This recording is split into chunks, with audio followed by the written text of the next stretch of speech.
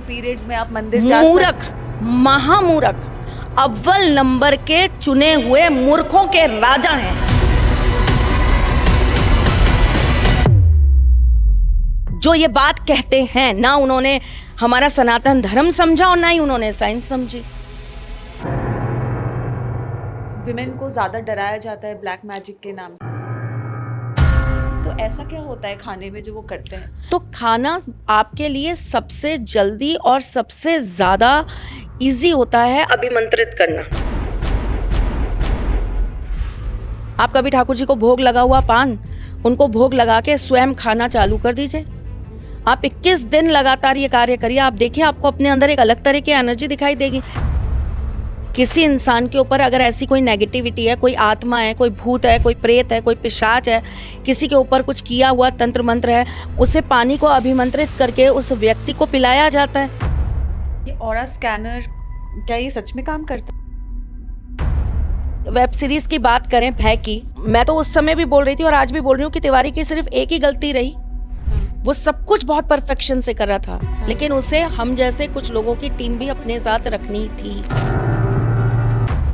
आपको अगर 2 लाख लोग देखेंगे तो उसमें से करीबन 1,80,000 लोग कहेंगे कि होते ही नहीं है, तो पागल बना रहे हैं, आज 2026 में कहाँ भूत है। तो मैं आपको जगह बताती हूँ, वहाँ जाइए और बताइए कि होते हैं कि नहीं होते हैं। नॉर्थ ईस्ट में एक जगह है जीरो, जाइए जीरो के जंगलों में एक बार जाकर आइए कि अनंत अंबानी ने अपना क्या किया। तो डेफिनेटली इस चीज पर मैं भी विरोध में थोड़ा सा बोलती हूँ। आज भी विराट और अनुष्का शर्मा वो जाते हैं प्रेमानंद महाराज जी के पास। स्पिरिचुअलिटी है जो उनमें है, या ये एक शो ऑफ का भी जरिया होता है? देखिए फिर थोड़ा सा कंट्रोवर्शियल हो जाएगा अगर मैं सच बोलूंगी, बट मेरे हिसाब से 2026 तक ही सीमित है या 27 तो बहुत ही ज्यादा सर्वनाश है।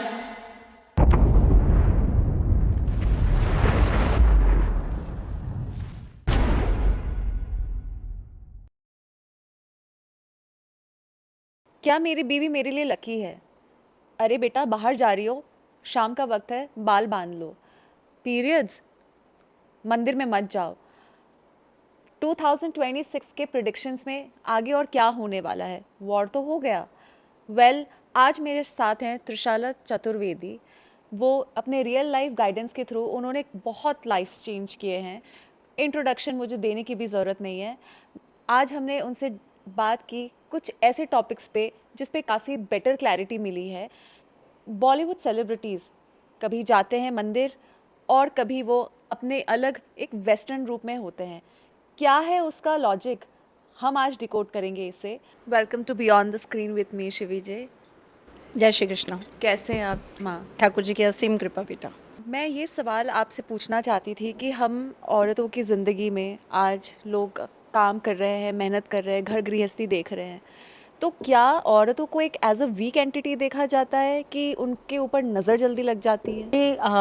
फीमेल एनर्जी जो है वो मेल्स एनर्जी की अपेक्षा, जो मेल में एनर्जी होती है उससे अपेक्षा 1000 गुना, लाख गुना ज़्यादा है। अभी आप देखिएगा कि एक फीमेल के जो वर्किंग आवर्स होते हैं, जो काम करने का उसका एक पैटर्न है, वो एक आदमी की अपेक्षा ज़्यादा तीव्र होता है। फीमेल एक औरत जो होती है वो दिन भर में जितना काम कर सकती है, आदमी उस चीज़ को सिर्फ एक श्रेणी में बांट सकता है, या तो वो मेंटल प्रेशर उतना ले ले या वो फिजिकली उस चीज़ को उतना कर ले। लेकिन एक फीमेल दोनों काम पैरेलली कर रही होती है, वो घर भी बराबर से देख रही होती है और वो अपने काम को भी सही तरीके से कर रही होती है।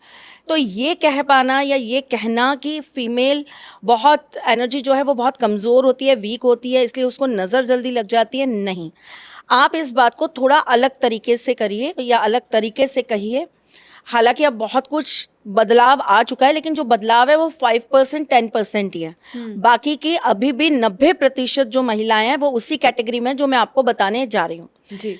फीमेल्स अपने आप को छोड़कर अपनों के लिए जितना करती है उसका 0.00001% भी अपने लिए नहीं करती है।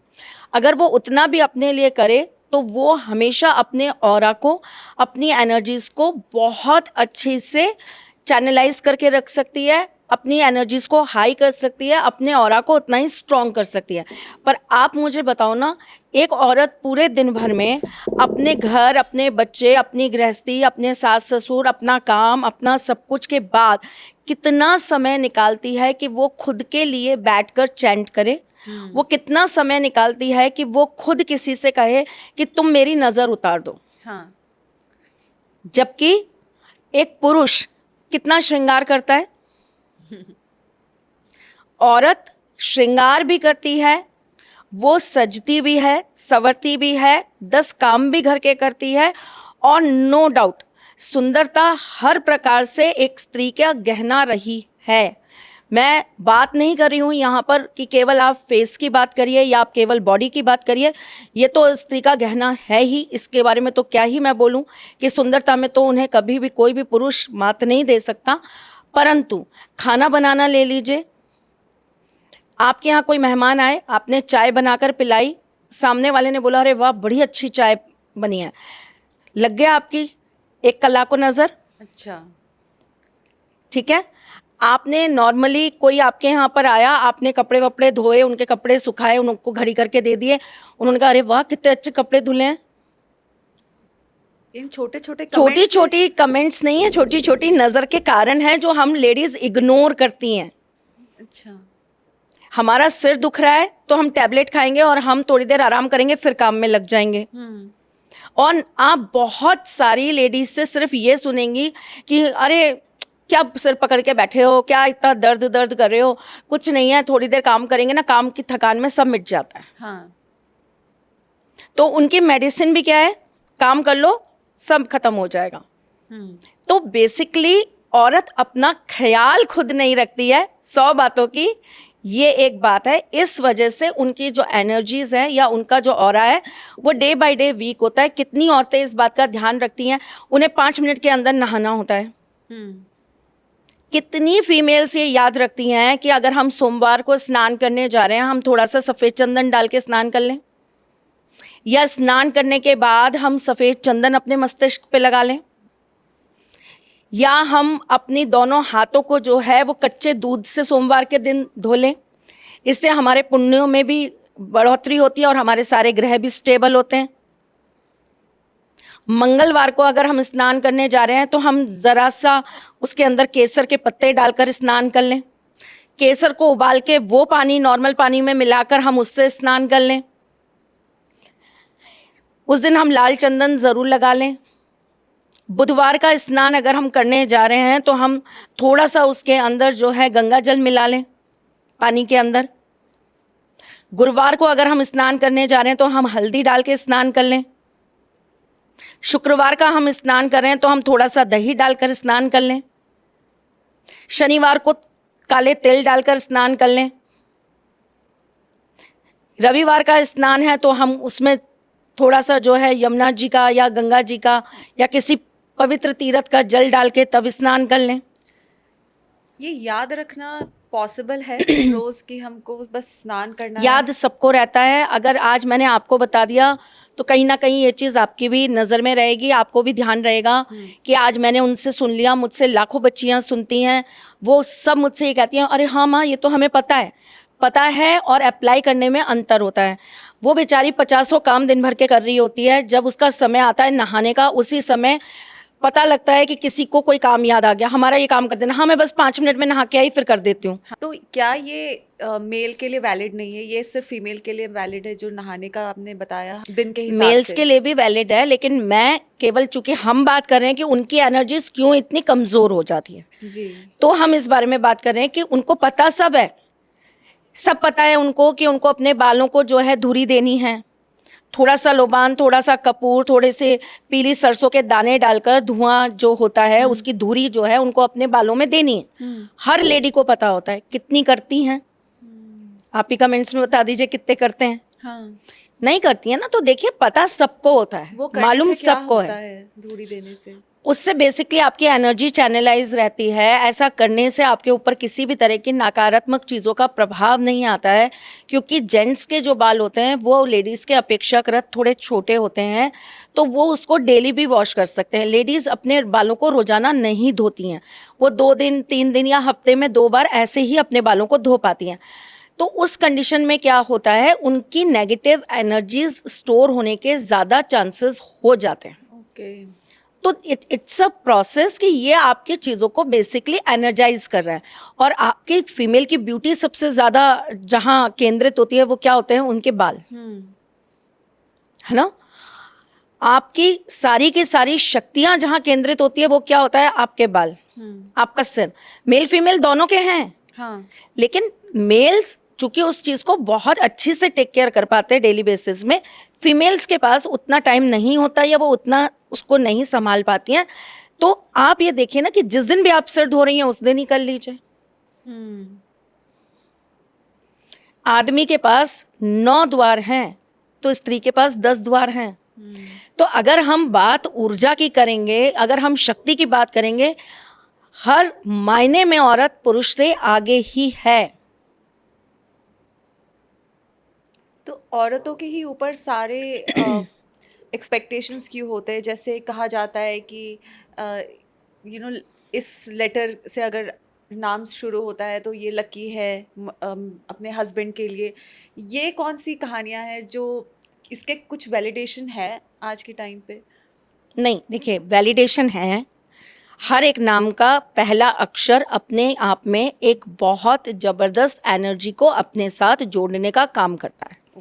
एक पुरुष जो है ना, वो शरीर से बड़ा होता है, एक पुरुष दिमाग से बड़ा होता है, लेकिन एक पुरुष चीज़ों को एक साथ मल्टीपल तरीके से संभालने के लिए कभी बड़ा नहीं होता। तब उसको कहीं ना कहीं एक सहारे की ज़रूरत पड़ती है। अगर मैं ऑफिस देख रहा हूँ तो मैं ऑफिस ही देखूंगा, फिर मैं घर नहीं देख पाऊंगा। मैं सुबह शाम का खाना, सफाई, मैं सुबह शाम का घर के अंदर बाकी का जो काम है वो नहीं कर पाऊंगा। मैं सुबह अगर अपने यहाँ से काम पे जा रहा हूँ तो मेरा टिफ़िन कोई तैयार करके दे दे, मेरे कपड़े मुझे धुले हुए मिलने चाहिए, मैं घर लौट के आऊँ तो मुझे घर में सफाई मिलनी चाहिए। आप एक एक्सपेरिमेंट करके देख लीजिए। आप एक 1 BHK का एक अपार्टमेंट एक लड़की को दीजिए और 1 BHK का एक अपार्टमेंट आप एक लड़के को दीजिए।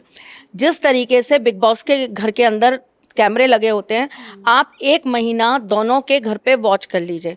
ठीक है, अगर वो भी वर्किंग है, लड़की भी, और लड़का भी वर्किंग है, लड़की चाहे 4 दिन के अंदर ही सफाई करेगी, लेकिन जिस दिन भी उसको मौका मिलेगा वो पूरे घर की सफाई करेगी, कपड़े धोएगी, सब कुछ करेगी। लड़के अगर आप देखोगे तो जब मजबूरी आ जाएगी, जब बिल्कुल ही सर पे आके पड़ जाएगा कि अब एक भी कपड़ा नहीं है पहनने के लिए, तब उस कंडीशन में वो कपड़े अपने धुलवाएंगे या धोएंगे। तो ये एक प्राकृतिक रूप से भी अगर आप देखें तो ये एक तरीके से कह लीजिए कि कुछ भिन्नताएं दोनों के अंदर आई हैं। आप उनको समांतर नहीं कर सकते किसी भी कंडीशन में।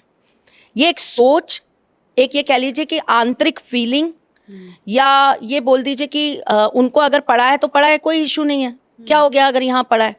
लेकिन अगर एक स्त्री की नज़र से देखेंगे तो उसको वो वहाँ चीज़ पड़ी हुई अखरेगी, ये यहाँ क्यों पड़ा है, ये यहाँ क्यों आ गया। तो ये डिफरेंस है और ये नेचुरल डिफरेंस है। इसमें कोई बड़ा है कोई छोटा है करने की बात नहीं है। मेल अपने को खुद को संभाल लें, अपने से इर्द गिर्द चीज़ों को संभाल लें।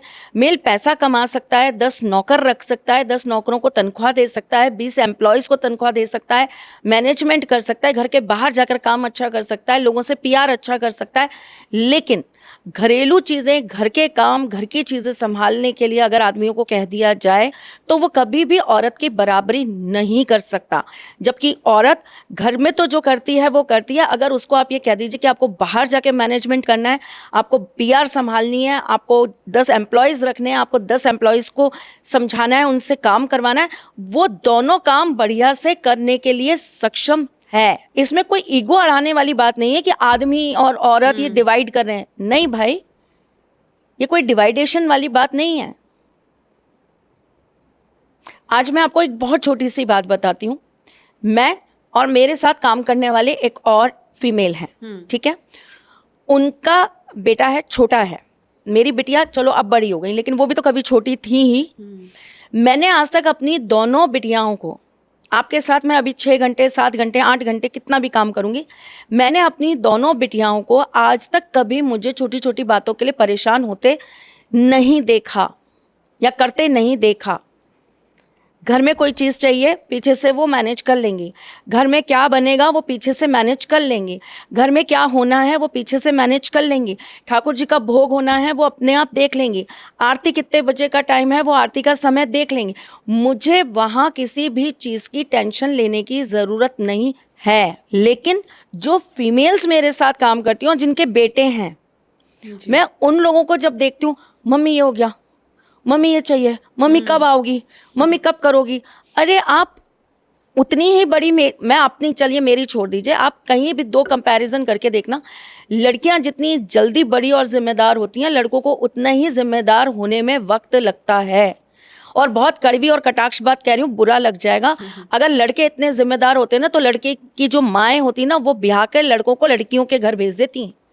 लड़कियां ही जिम्मेदार होती हैं, इसीलिए वो अपना घर परिवार, अपना घर छोड़कर दूसरे के घर को संभालने चली जाती हैं। और ये सिस्टम, ये नियम जो है ना, ये इसीलिए बना है क्योंकि सबको पता है कि लड़कियां ज्यादा जिम्मेदार होती हैं। रैपिड फायर राउंड करेंगे जी, तो आपको एक पिक करना है इसमें। ओके। ब्लैक मैजिक वशीकरण रियल है या सिर्फ मिथ? रियल।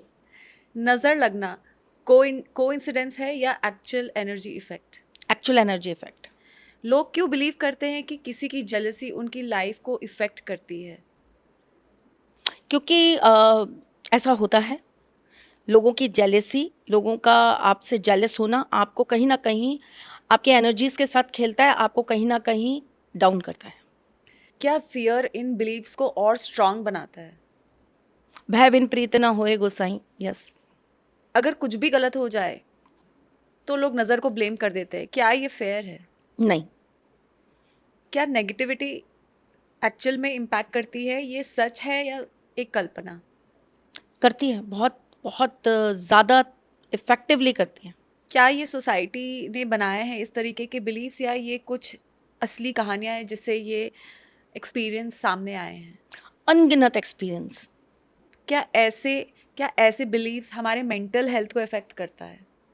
नहीं, ऐसी चीज़ों के बारे में जानना और इनके बारे में खोज करना, इनके बारे में और अत्यधिक जानकारी आपको स्ट्रॉन्ग बनाती है, आपको कमज़ोर नहीं बनाती। एक रैपिड फायर जिसमें आपको राशियों के नाम लेने हैं। जी। सबसे ज़्यादा ओवरथिंक कौन करता है? कर्क। सबसे लॉयल पार्टनर कौन है? कुंभ। सबसे टॉक्सिक कौन है, जिसको सबसे ज़्यादा गुस्सा आता है? वृश्चिक। सबसे इमोशनल? 2-3 राशियाँ हैं जो बहुत इमोशनल हैं। कर्क बहुत इमोशनल है, तुला बहुत इमोशनल है, कुंभ बहुत इमोशनल है, मीन बहुत इमोशनल है। सबसे practical? Singh. Lucky in love?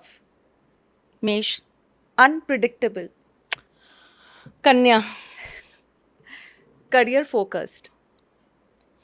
I think वृष ज़्यादा अपने करियर पे और अपनी सक्सेस पे ज़्यादा ध्यान देते हैं। सबसे जल्दी मूव ऑन कौन कर जाता है?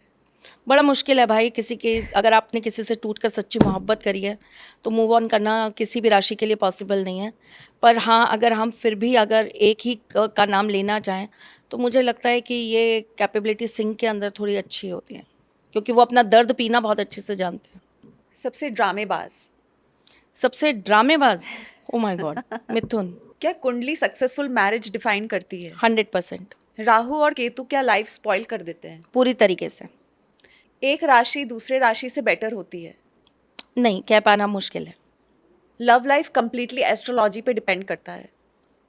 आपके पास्ट कर्मास पे डिपेंड करता है, और पास्ट कर्मास को पढ़ने के लिए एस्ट्रोलॉजी ज़रूरी है। बैड फेस सिर्फ प्लैनेट्स की वजह से होता है? बहुत सारी चीज़ों का इन्वॉल्वमेंट होता है, लेकिन प्लैनेट से बताते हैं कि हाँ, बैड फेज है और कब तक है और कब तक आपको इस चीज़ को सहना पड़ेगा, या इससे बाहर निकलने के लिए आपके कर्म या आपके प्रयास क्या हो सकते हैं। लकी पार्टनर रियल होता है? रियल होता है, मेरे पास है भाई, टचवुड। नज़र और एस्ट्रोलॉजी कनेक्टेड है? कनेक्टेड है। लड़कियों को ही क्यों कहा जाता है कि आप लकी चार्म हो या आप अनलकी चार्म हो अपने हस्बैंड के लिए?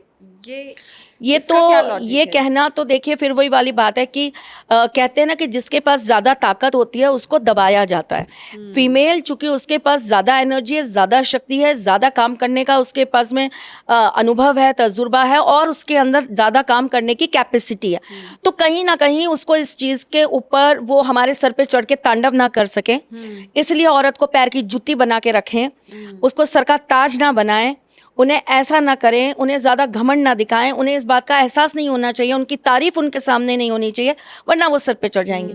तो औरत कितना भी कर ले, पहली बात तो वो कुछ करती ही नहीं है। हाँ, so true. आदमी रात को 10 बजे ऑफिस से आ रहा है, आके नहा धो के अपना खाना वाना खा के सीरियल देख रहा है, टीवी देख रहा है, नेटफ्लिक्स देख रहा है, वॉटेवर जो भी कर रहा है, 12 साढ़े 12 बजे सो जा रहा है। जब तक 12:30 बजे तक आदमी जाग रहा है तब तक वो स्त्री भी उसके साथ जाग रही है, सोई नहीं है, आपको खाना खिला रही है।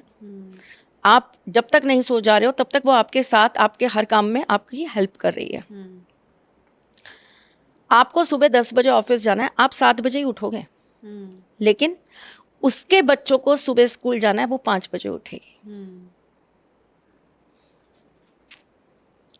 अंतर तो यही समझ में आता है ना। इसका मतलब वो आपसे कम नींद लेकर भी ज्यादा काम कर सकती है, और फिर आप उसको ये गिनाते हो तो करती क्या है। हाँ. वो आपसे पहले उठती है, आपके बाद में सोती है, वो ये करती है। वो अपनी माँ का जितना ख्याल रखती है वो उतना ही आपकी माँ के तानों से बचती है, वो ये करती है। वो जितना अपनी बहन की केयर करती है वो उतना ही आपकी बहन से डरती है, वो ये करती है। एक शादी बचाने के लिए हर रोज एक औरत अनगिनत आहुतियां दे रही होती हैं। आप रिसर्च कर लीजिए, 90% केसेस में वो यही कहेंगी कि हमने ये शादी कैसे चलाई है ना, वो हम जानते हैं। फिर भी वो दुनिया के सामने आपके सामने जब आएगी तो वो हंसती मुस्कुराती आएगी। रही बात लकी चार्म की, तो मैं आपको बता देती हूँ। देखिए, लकी चार्म का ऐसा है कि दो व्यक्ति की एनर्जीज जब एक दूसरे के साथ मिलती है तब वो दो व्यक्ति एक दूसरे के साथ जुड़कर एक दूसरे के लिए लकी हो जाते हैं। ए नाम वाला व्यक्ति ए नाम वाली लड़की से शादी करेगा तो उसकी किस्मत खुल जाएगी। ए नाम वाला व्यक्ति अगर आर नाम वाली लड़की के साथ शादी करेगा उसकी किस्मत खुल जाएगी। ए नाम वाला व्यक्ति अगर एम नाम वाली लड़की के साथ शादी करेगा उसका भाग्य खुल जाएगा, उदय हो जाएगा। ए नाम वाला लड़का अगर एस नाम वाली लड़की से शादी करेगा उसका भाग्य काम करेगा ही करेगा। छोटी सी गणना है, काम आ रही है, चीज चल रही है। लेकिन अब इसमें जो आप फर्स्ट लेटर ले रहे हैं वो किस हिसाब से ले रहे हैं, नाम से ले रहे हैं या राशि से ले रहे हैं? अच्छा, अगर आप राशि से ले रहे हैं तो बहुत सारी चीजें आपके साथ में वहां कार्य करेगी और जुड़ेगी। लेकिन अगर आप राशि से नहीं ले रहे हैं, सिर्फ नाम से ले रहे हैं, तो फिर यह हमारी जो चीजें हैं ये 70% आपके लिए पॉजिटिव है और 30% यह आपके लिए हो सकता है ना एप्लीकेबल हो। राइट। इसी प्रकार से अगर हम बात करते हैं कि अगर कोई आर नाम का व्यक्ति है, हाँ. आर नाम के व्यक्ति का आर नाम की स्त्री के आते ही जीवन के अंदर बहुत सारी चीजें करने के लिए उसके भाग्य को एक नई गति मिल जाएगी। ऐसे कौन से अल्फाबेट्स हैं जिनको आपस में बिल्कुल ही नहीं शादी करनी चाहिए? शादी करनी चाहिए, एग्जैक्टली। एस को वी से नहीं करनी चाहिए, ओके। आर को एन से नहीं करनी चाहिए। फिर थोड़ा सा नाम पर भी हम आएंगे अगर, तो फिर नाम का भी बहुत फर्क पड़ता है। और देखिए इसके अंदर ना फिर थोड़ी गणना जो है वो, चूंकि ज्योतिष हूँ तो ऐसे ही नहीं बोल सकती, पर बहुत सारी चीज़ें होती है। फिर इसके अंदर हम जो है काउंट करते हैं, डेप्थ में जाते हैं, फिर हम डेप्थ में जाते हैं थोड़ा सा। तो अब जैसे कि अगर हम बात करें कि लड़का अगर आपका जी नाम का है तो उसे जिस भी लड़की से शादी अगर उसकी होती है तो उसका भाग्य उसकी पत्नी के भाग्य से ही खुलता है। तो अब पत्नी के भाग्य को जगाने की कोशिश करिए, ना कि अपने भाग्य को जगाने की कोशिश करिए। अगर आपकी पत्नी का नाम आर से शुरू होता है, आपकी पत्नी का नाम अगर पी से शुरू होता है, तो आपको अपनी पत्नी के लिए वो सारी चीज़ें करनी चाहिए जो आपकी लाइफ की लग्जरी को बढ़ाने का काम करें। अच्छे अच्छे गिफ्ट्स अपनी पत्नी को दीजिए, उसके खुशियों का, उसके सुख का ख्याल रखिए। आपकी वाइफ जितनी लग्जरी में रहेगी उतनी आपकी ज़िंदगी में लग्जरी बढ़ने का आपको चांस मिलता रहेगा। आपका भाग्य आपको उतना देने के लिए तैयार रहेगा। तो ये सिर्फ इन अल्फ़ाबेट्स के लिए ही सीमित है या इन जनरल भी ये हम कह सकते हैं? नहीं, इन जनरल फिर अलग अलग चीज़ें हो जाती हैं ना, जैसे मैंने हाँ। आपको बताया। तो अगर अब जैसे मैं इसमें बात करूं कि डी नाम वाले जो लोग हैं, उनको अपनी धर्म पत्नी के हिसाब से कार्य करना चाहिए, अच्छा। उनकी सुनकर काम करना चाहिए, उनकी सलाह से काम करना चाहिए। तो देखिए, हर अक्षर का अपना अपनी धर्म पत्नी के साथ या अपने पार्टनर के साथ एक अलग कोरिलेशन है। मैंने जैसे आपको बोला कि अगर आपकी पत्नी आर यानी कि तुला राशि की है, तुला राशि वाली जो लड़कियां होती हैं उन पर वैसे ही माँ लक्ष्मी की बहुत कृपा होती है, बेहद कृपा होती है। तो ऐसी अगर आप पत्नियों को सर आंखों पर बैठा के रखते हैं, तुला किसकी राशि है? शुक्र की। आप उनका शुक्र अच्छा रखते हैं, उन्हें बढ़िया महंगे कपड़े लाते हैं, परफ्यूम लाते हैं, साड़ियाँ लाते हैं, आप उन्हें ज्वेलरी ला के देते हैं। नहीं आप गोल्ड खरीद सकते, नहीं सिल्वर खरीद सकते, अच्छे आर्टिफिशियल ला के देते हैं। तो आप साल में एक बार ही सही, करवा चौथ पे ही सही, आप उनके लिए पायल लेकर आते हैं। तो ऐसा करने से आपका भाग्य अपने आप खुलने लगता है। अब वहीं अगर आपकी पत्नी मेष राशि की है तो वो आपके साथ कैसी भी स्थिति परिस्थिति में जी सकती है, वो कम में भी आपके साथ चल सकती है। वो 2 रोटी में से 1.5 रोटी आपको खिला के आधी रोटी में खुद जिंदा रहकर आपकी किस्मत बना सकती है। उसका करा हुआ पुण्य, उसका करा हुआ धर्म आपकी किस्मत को चमकाने का काम करता है। तो आपको यहाँ क्या करना है? ना मैं ये कह रही हूँ कि यहाँ आपको उनको महंगे गिफ्ट्स देने हैं, ना आपको वो करना, आपको अपनी धर्मपत्नी की रिस्पेक्ट करनी है, सम्मान देना है। वैसे भी बच्चा, देखो एक बात बताती हूँ, एक स्त्री प्रेम खुद इतना करना जानती है कि अगर उसे कम भी प्रेम मिलेगा ना तो भी वो उस प्रेम के साथ जीवन भर निभा लेगी। पैसा कम मिलेगा, वो बिना पैसों के भी आपके साथ गुजारा कर लेगी। उसे घर के अंदर कोई अपनाए ना अपनाए, लेकिन फिर भी वो आपको अपना बनाकर आपके घर को संभाल लेगी, सजा लेगी, संवार लेगी।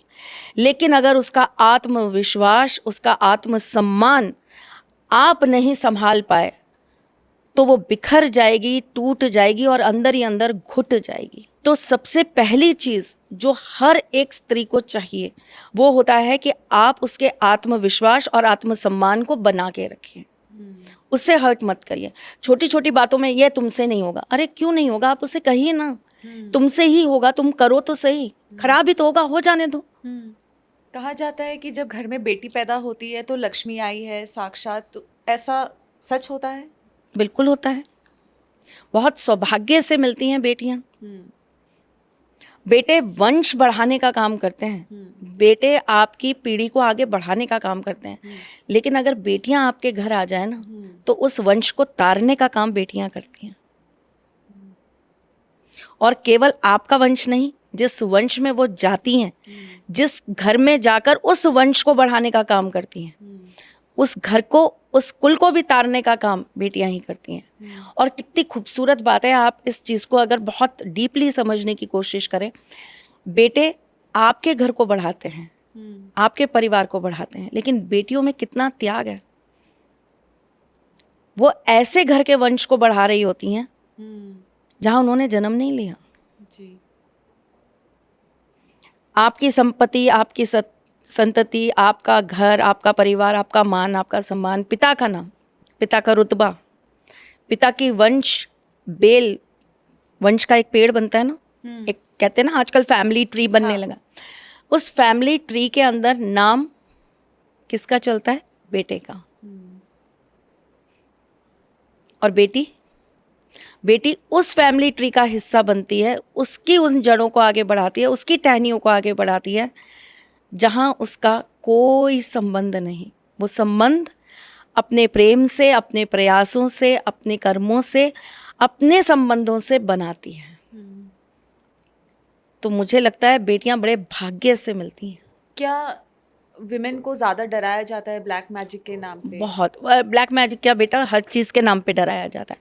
ये मत करो, ऐसा नहीं करना, ये तुम्हारे बस का काम नहीं है, ये तुमसे नहीं होगा, बहुत डराया जाता है। कुछ ऐसा केस जो आपने देखा हो कि ब्लैक मैजिक भी हो गया है एंड आए जो दिन हाँ आए दिन आते हैं ऐसे केसेस, और ज़्यादातर जो उसके अंदर सॉफ्ट टारगेट होती हैं वो फीमेल्स ही होती हैं, क्योंकि आप जो भी ब्लैक मैजिक कर रहे हो या आप उनके ऊपर जिस भी तरह का तंत्र मंत्र कर रहे हो, फीमेल्स को 2 मिनट, अभी आपने इतना बड़ा एक केस देखा एक एस्ट्रोलॉजर का, उसने औरतों को डराया ये कहकर कि अगर तुमने मेरी बात नहीं मानी तो तुम्हारे पति मर जाएंगे हाँ या उनका अनर्थ हो जाएगा। तो हाँ। घर के नाम पर, बच्चों के नाम पर, पति के नाम पर, पिता के नाम पर, मायके के नाम पर, हर किसी के नाम पर स्त्रियों को बहुत डराया जाता है। और वो इतनी सेंसिटिव है, हर औरत, मैं कह रही हूँ ना, इतनी ताकतवर नहीं होती कि पाए। हाँ। तो ब्लैक मैजिक और ऐसी चीज़ें उन पर करना बहुत सॉफ्ट टारगेट होता है। हाँ। घर के अंदर किसी भी फीमेल को कुछ भी खिलाना बहुत आसान होता है। अरे हम तो तुम्हारे लिए ये लेकर आए, खाओ खाओ खाओ, तुम्हारे लिए मिठाई लेकर आए थे, तुम खाओ। अब वो उसको मालूम है कि ये मेरे लिए अच्छा नहीं है व्यक्ति, लेकिन बाकी सबका प्रेशर है, बाकी सबकी निगाहें हैं, खाना पड़ेगा। मैं हमेशा से जानना चाहती थी कि खाने से में ऐसा क्या करते हैं वो, क्योंकि कई बार ऑफ़र हुआ है, आई थिंक मुझे भी कई बार लोगों ने ऑफ़र किया है पर्सनली भी, तो और उस टाइम पे ऐसा हो जाता है कि नहीं मैं खा ही लूँ ये, और बहुत ही कंट्रोल करना मुश्किल हो जाता है। तो ऐसा क्या होता है खाने में जो वो करते हैं? बेटा खाने को बहुत इजीली, खाने में भी कुछ पर्टिकुलर चीज़ें हैं, जैसे हाँ। मीठा, मिठाई, हम्म पान, हम्म खाने में जैसे अगर मैं बात करूं चने, खाने में अगर मैं आपसे बात करूं उबली हुई कोई चीज़ जी जिसके अंदर मसाले बहुत नहीं हैं, हाँ। है ना, खाने के अंदर मिला हुआ पानी, खाने के अंदर आप किसी भी चीज़ को भभूति के रूप में मिलाकर आप मिक्स कर सकते हो। थोड़ी सी चीज़ पता नहीं चलती कि वो खाने में मिक्स हो गई, पानी में कुछ डालोगे रंग बदल देगा, हाँ। है ना, लेकिन खाने में हल्दी आपने डाल दी या आपने केसर डाल दी तो वो पता नहीं चलेगी कि वो उसके अंदर मिक्स हो गई। हाँ। तो खाना आपके लिए सबसे जल्दी और सबसे ज़्यादा इजी होता है अभिमंत्रित करना, सबसे सरल है खाना, बहुत जल्दी जिसे कहते हैं अपनी एनर्जीज चेंज करता है। तो फॉर एग्जांपल खा लिया और उसके बाद किस तरीके से हम वो शिफ्ट देख सकते हैं अपने अंदर? वही मैं आपको बता रही हूँ। अब आपको खाने के अंदर पहले तो कोई चीज़ कर दी, चलो मैं बात करती हूँ कोई तंत्र का ही, हाँ। कि उन्होंने कोई तंत्र से अभिमंत्रित करके कोई चीज़ करी। जैसे मैं आपको बताती हूँ, बहुत सारे आप देखेंगे आपके उस, मैंने तो कमेंट्स ही बंद कर रखे हैं इस कारण से, आप पता नहीं, आप बहुत सारे लोगों के उसमें नीचे जाकर देखिए हमारे फलाने मौलाना जी काम कर दिया, फलाने मौलाना से मिल के आई तो मेरा ये काम हो गया। तो वो लोग क्या करते हैं, वो लोग आपको पर्चे पे कोई चीज़ लिख कर देंगे और कहेंगे इसको पानी में डुबो के रख दो और वो पानी खाने में मिलाओ और सामने वाले को खिला दो। सॉफ्ट टारगेट, इजी टारगेट, खाने में मिल गया। अब खाना कैसी चीज़ है जो सीधा आपकी बॉडी के अंदर एंटर करता है, और हमारी बॉडी में जो सबसे कमज़ोर जगह होती हैं, जहाँ से हमारी पूरी बॉडी ब्लैक मैजिक से तुरंत ग्रस्त हो सकती है, खाना वहीं जाकर स्टोर होता है, यानी कि आपके पेट में, और फिर वहाँ से वो लिक्विड फॉर्म में आपकी पूरी बॉडी में ट्रांसफ़र होता है। तो वो चीज़ आपकी पूरी बॉडी में रोटेट होती है थ्रू फूड। और खाने से क्या मिलता है, आपके अंदर कमज़ोरी आएगी, आपको ऐसा लगेगा अरे बिल्कुल हिम्मत नहीं आ रही, बिल्कुल मन नहीं कर रहा कुछ करने का। अच्छा ठीक है, ऐसा करो, थोड़ी सी शक्कर ले लो, दही शक्कर ही खा लो, मन स्फूर्ति में रहेगा, दिमाग काम करेगा, एनर्जी रहेगी, नेगेटिविटी पास नहीं आएगी, मन घबराएगा नहीं, आपका बीपी आपका कंट्रोल रहेगा। तो थोड़ा सा जो है आप दही चीनी खा लो, ठीक है, क्या हुआ, आपकी एनर्जीज को उसने बैलेंस कर दिया। हम बड़ी धूप में से घर के अंदर आए और बहुत गर्मी थी, बहुत हालत ख़राब थी, तुरंत शिकंजी बनाई, दे दी, पिला दी, आह कितना अच्छा लग रहा है। ज़रा सा आपने गुलाब का शरबत दिया, पिला दिया, आह कितना अच्छा लग रहा है। कोई चोट लग गई, दूध के अंदर हल्दी मिलाओ और तुरंत जो है पिला दो हल्दी वाला दूध, कैसे हम रिकवर होते हैं। हाँ। हमारा पेट खराब है, खिचड़ी बनाओ, खिचड़ी खिलाओ, देखो अभी कैसे ठीक होता है। हाँ। हमारी बॉडी बैलेंस हो जाती है। तो खाना ही तो मेन कारण है, खाना और पानी। तो यही दो चीज़ें हैं। पानी फूंक कर पिला दिया जाता है। किसी इंसान के ऊपर अगर ऐसी कोई नेगेटिविटी है, कोई आत्मा है, कोई भूत है, कोई प्रेत है, कोई पिशाच है, किसी के ऊपर कुछ किया हुआ तंत्र मंत्र है, उसे पानी को अभिमंत्रित करके उस व्यक्ति को पिलाया जाता है ताकि उसके अंदर वो एनर्जी बढ़े, जिसमें वो जो चीज़ है वो सर्वाइव ना कर पाए। ऐसे अभिमंत्रित जल के अंदर जो है उस व्यक्ति को नहलाया जाता है। जब किसी के ऊपर बहुत जबरदस्त तंत्र की क्रिया होती है या किसी के ऊपर जब बहुत जबरदस्त नेगेटिविटी की क्रिया होती है, तो जो जंगली सूअर जहाँ बैठता है उस जगह की वो गीली मिट्टी लेकर उसे पानी में मिलाकर विशेष चीज़ों के साथ उसे एनर्जाइज किया जाता है और पीड़ित व्यक्ति को उससे नहलाया जाता है। एक्सट्रीम चीज़ें ना कैसे काम करती हैं। आपकी बॉडी में दो चीज़ें तो तुरंत प्रवाह से काम करेगी, पहला खाना, दूसरा पानी। तो यही दो सोर्स होते हैं सबसे पहले किसी भी चीज़ को करने के। किसी को वशीकरण करना है, ये मंत्र दिया, ये मंत्र का ये चीज़ें मिलाना, पान में मिलाना और उसको खिला देना। अब जो तुम कहोगे वो वही करेगा। लड्डू को खोला, उसके अंदर एक लौंग, अभी 2 लौंग अभिमंत्रित करके लड्डू वापस बंद करके ये लौंग खिला देना, ये लड्डू खिला देना। एक मिश्री का टुकड़ा, उससे ही चीज़ें कर दी जाती हैं। और मीठा, पान, ये सब ऐसी चीज़ें हैं, दही, दूध, ये ऐसी चीज़ें जो तुरंत एनर्जी सोखती हैं, तुरंत इन पर एनर्जीज जो है प्रभाव डालती हैं। हम भगवान को मीठा क्यों भोग लगाते हैं? तुरंत एनर्जी जो है ठाकुर जी की उसके साथ कनेक्ट होती है। हम ठाकुर जी को पान क्यों भेंट करते हैं? तुरंत ठाकुर जी की एनर्जीज उसके साथ लगती हैं। आप कभी ठाकुर जी को भोग लगा हुआ पान उनको भोग लगा के स्वयं खाना चालू कर दीजिए। आप 21 दिन लगातार ये कार्य करिए, आप देखिए आपको अपने अंदर एक अलग तरह की एनर्जी दिखाई देगी। जो बच्चे पढ़ाई में मन नहीं लगाते, जिन बच्चों का पढ़ाई में मन नहीं लगता, आप उनके साथ करके देखिए, देखिए बच्चों के अंदर आपको डिफरेंस कैसे दिखाई देगा। ठाकुर जी के श्री चरणों में लगा के तुलसी आप जो है रोजाना अपने बच्चे को देना चालू कर दीजिए, पानी में मिलाकर उसी तुलसी का पानी पिलाना चालू कर दीजिए। आप ऑरा स्कैनर ले लीजिए, आजकल तो बहुत ईजिली अवेलेबल है, जो अफोर्ड कर सकते हैं वो तो ऑरा स्कैनर कैमरा आता है, आप उसके सामने पहले दिन अपने बच्चे का स्कैन करिए ऑरा, और लगातार ये कार्य करिए, और 7 दिन बाद फिर उस बच्चे का ऑरा स्कैन करिए और आप देखिए ऑरा में कितनी पॉजिटिविटी आएगी, कितना बैलेंस्ड और कितना ज़्यादा आपके बच्चे का ऑरा स्ट्रॉन्ग आपको नजर आएगा। ये ऑरा स्कैनर क्या ये सच में काम करता है? सच में काम करता है। हम तो खैर अलग तरीके से देख लिया करते हैं, पर आजकल तो देखिए आपके साथ कौन सी चीज़ है जो इक्विपमेंट्स में काम नहीं कर रही है। भूत प्रेत को भी डिटेक्ट करने की आजकल मशीन्स आ गई हैं, जहाँ पता चलता है कि हाँ यहाँ है या नहीं है। एक सीरीज़ आई थी, बड़ी फेमस सीरीज़ हुई थी, अगर आपने देखा हो तो उसके अंदर तो वो इन्हीं मशीनों से डिटेक्ट करते थे। ये बात अलग है कि हम लोग उस चीज़ को अगर अपने प्राचीन तरीके से देखें तो हम वो काम यंत्रों से करते हैं। हम यंत्रों से पकड़ने की कोशिश करते हैं, जिसे अब साइंस ने अलग एक मॉडल बना के, ठीक है वो यंत्र अब उन्होंने अपने तरह के बना दिए, हमारे यंत्र अपने तरह के हुआ करते थे। हम नींबू को उस यंत्र के ऊपर रखते थे और नींबू घूमता था तो पता लग जाता था यहाँ कुछ गड़बड़ है। आपको क्या लगता है कौन सा वे बेटर है? दोनों वे बेटर है, लेकिन हमें चूंकि देखिए हमने तो जिस चीज़ से आज तक काम किया तो हमें वो ज़्यादा भरोसेमंद लगता है, क्योंकि उसके हमने रिजल्ट्स देखे हैं। इसके रिजल्ट्स अप डाउन वाले हैं। कभी कभी कुछ फ्रिक्वेंसीज ऐसी हो जाती हैं जो आपको डिटेक्ट करना मुश्किल हो जाता है। अच्छा चलिए आपने ये जान लिया कि यहाँ पर कुछ है, अब वो चीज़ आपको दिख नहीं रही है, जैसे मुझे दिखती नहीं है, मुझे महसूस होती है कि ये चीज़ यहाँ है। अब आप कैसे पता करेंगे कि वो अच्छी है या बुरी है? आपकी वो मशीन आपको ये तो बता सकती है कि यहाँ पर एनर्जीज हैं, यहाँ पे भूत है, ठीक है भूत है मान लिया मैंने, एनर्जीज पता लग गई आपको। आपको कैसे पता कि वो भूत अच्छा है या बुरा है, खतरनाक है या वो आपसे हेल्प चाह रहा है?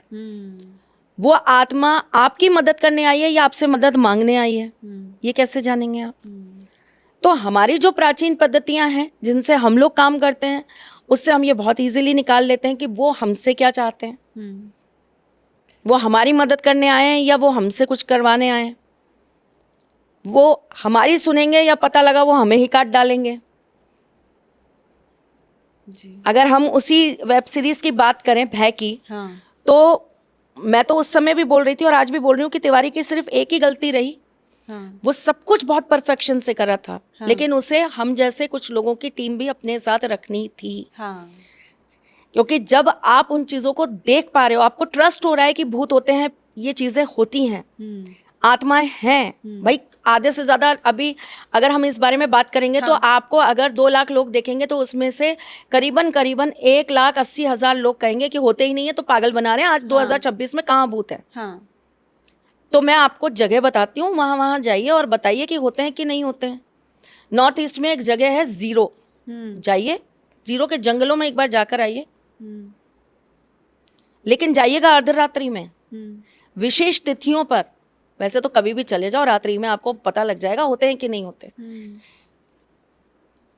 ऐसी जगहों पर जाइए ना। अब आप ये कहेंगे कि मैं आपको चलती फिरती सिटी के अंदर ये चीजें, तो आज भी दिल्ली के अंदर ऐसी बहुत सारी जगह हैं, वहां कंस्ट्रक्शन क्यों नहीं हुआ। ऐसी प्रॉपर्टीज जो आज के डेट में अरबों खरबों रुपए की है, वो आज भी वीरान क्यों हैं? Because of negative spirits. आज भी मेरठ के पास वो मज़ार पर लोग क्यों जाते हैं अपनी ये चीज़ें उतरवाने? आज भी मेहंदीपुर, सहारनपुर, बालाजी में लोग क्यों जाते हैं अपने परिजनों को लेकर? अगर ऐसी चीज़ें नहीं हैं तो वहाँ पत्थरों से बंधे हुए इंसान क्यों बंधे पड़े रहते हैं? 100-100 किलो का वजन का पत्थर कैसे कोई इंसान नॉर्मली अपने शरीर पर झेल लेता है? आपके ऊपर रख दूं, आप जिंदा रह जाएंगी? नहीं। तो वहाँ कैसे 100 किलो का वजन सहकर वो इंसान जिंदा है? नहीं है उसमें स्पिरिट, नहीं है भूत, नहीं है आत्मा। कैसे आवाज वहां से अलग अलग तरह की आती है, आप वो आवाज सुन नहीं सकती हैं, रूह कांप जाएगी। भारी भारी जंजीरों से कैसे बंधे बैठे रहते हैं लोग। मैं आपको एक रस्सी से बांध दूं, आप आधे घंटे में आप पागल हो जाएंगी कि खोलो मुझे, निकालो मुझे यहां से। कितने कितने किलो की जंजीरों में जकड़े हैं वहां पर लोग। मैं गई हूँ मेहंदीपुर बालाजी, वहां देखा था मैंने। फिर ऐसी बहुत जगह हैं, ऐसी बहुत सारी जगह हैं जहां पर प्रेतराज सरकार अपना काम कर रहे हैं, और जहां से पता लगता है कि साक्षात में हनुमान बाबा हैं। और वो हनुमान चालीसा में जो लिखा है ना कि भूत प्रेत पास नहीं आते, वो वहां जाकर समझ में आता है कि वो सिर्फ लिखा नहीं है। हमारी हनुमान चालीसा में ये वाक्य जब लिखा गया था, उसके लगभग कम से कम 2 युग बाद द्वापर निकल गया,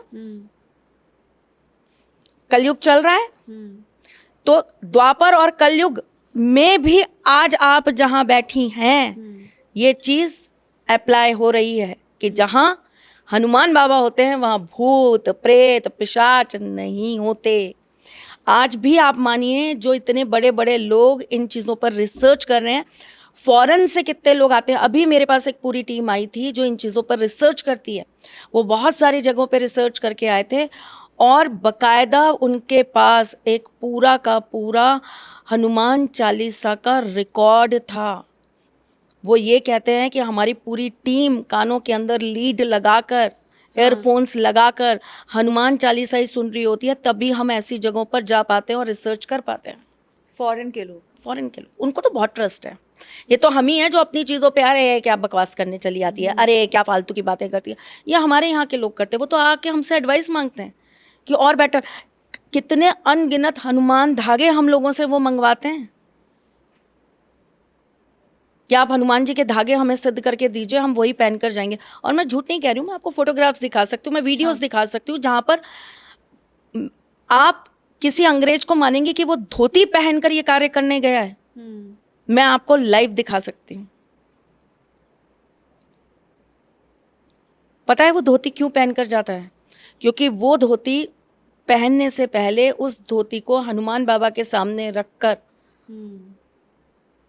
उसे विशेष तौर पर बांधा जाता है, बंधन किया जाता है उस पर।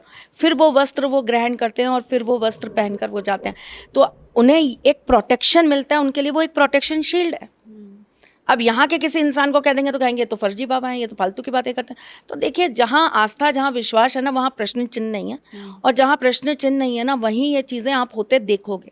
आप कैसे डील करते हैं इन तरीके के कमेंट से, जब वो इस तरीके के बातें कहते हैं कि... मैं तो सिर्फ एक चीज़ जानती हूँ बच्चा, कि अगर मेरी बात में सच्चाई है और जिन लोगों के साथ ये हुआ है वो इस चीज़ से बहुत जल्दी कनेक्ट करते हैं। हाँ। अगर 5,000 कमेंट्स में से मेरे पास में 4950 कमेंट्स ये हैं कि हाँ, ये चीज़ हमारे किसी के साथ हुई, हमने अनुभव की, हमने देखा, हमारे साथ ऐसा हुआ। तो मेरे लिए वो ज़्यादा बड़ा है, बजाय कि उसमें 30, 40, 50 ऐसे कमेंट्स हैं जो फालतू बातें कर रहे हैं। आपको लगता है सिटी लाइफ में नेगेटिव एनर्जीज कम है, जो भूत है, पिशाच है, ये सब हाँ, कम है, कम है? कम है, ओके। क्योंकि है तो सही, ऐसा नहीं हम नकार सकते कि नहीं है डेफिनेटली है। मैं आपको चाहे दिल्ली हो, चाहे गुड़गांव हो, चाहे नोएडा हो, बहुत सारी ऐसी जगह दिखा सकती हूँ जहाँ पर ये चीज़ें हैं और आज से नहीं है। अच्छा। सालों साल हो चुके हैं कि वो जगह खुलती ही नहीं है। उस जगह पर आज भी जाने की किसी की हिम्मत होती ही नहीं है। पर अपेक्षाकृत अगर हम बात करें तो ये ऐसा है कि बहुत कम है।